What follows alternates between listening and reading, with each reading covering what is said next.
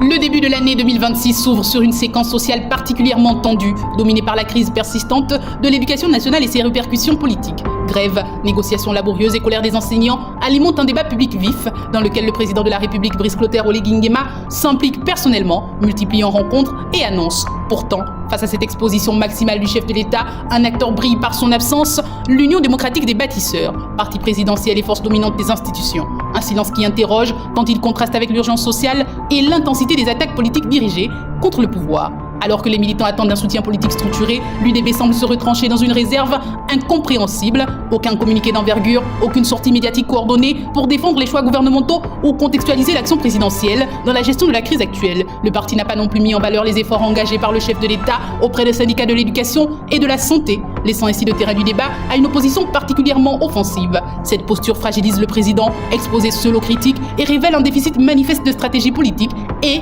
communicationnelle au sein du parti censé être son premier rempart. Ce mutisme questionne profondément la capacité de l'UDB à assumer son rôle de parti dominant.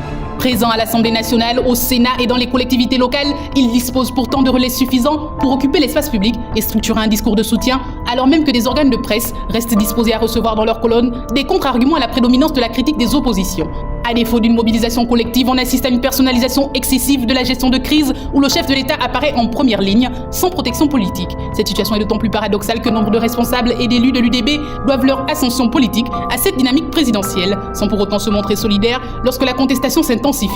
A l'inverse, certains partis ont su exploiter ce vide, à l'instar du Parti démocratique gabonais qui s'est positionné clairement sur la crise éducative. Sa secrétaire générale, Angélique Ngoma, a publiquement défendu l'action de Caméliane Tountoum Leclerc, ministre de l'Éducation nationale et cadre du parti, affichant une cohérence et une discipline politique que l'UDB peine à démontrer. Cette attitude tranche avec celle du parti présidentiel et renforce l'image d'une opposition plus audible, voire plus structurée sur les enjeux sociaux majeurs. Dans ce contexte, les critiques se multiplient sans véritable contradiction, de Alain-Claude Bilibinze à Mike Dioktan, en passant par Benoît Mutinzamba ou Jean-Rémy Yama. Les voix opposées au pouvoir occupent l'espace médiatique et contestent ouvertement la gestion des crises sociales par le chef de l'État. Face à cette offensive, l'UDB reste étrangement invisible, laissant s'installer un déséquilibre du débat public. Ce silence, loin d'être neutre, nourrit l'idée d'un parti dépassé par les enjeux, incapable de protéger politiquement son leader et de défendre un projet collectif à la hauteur des attentes sociales. Ce que vous venez de voir, c'est juste la pointe de l'iceberg. African News, c'est la chaîne qui dit ce que tout le monde a peur de dire. On se retrouve très vite pour la suite, parce que l'Afrique mérite la vérité.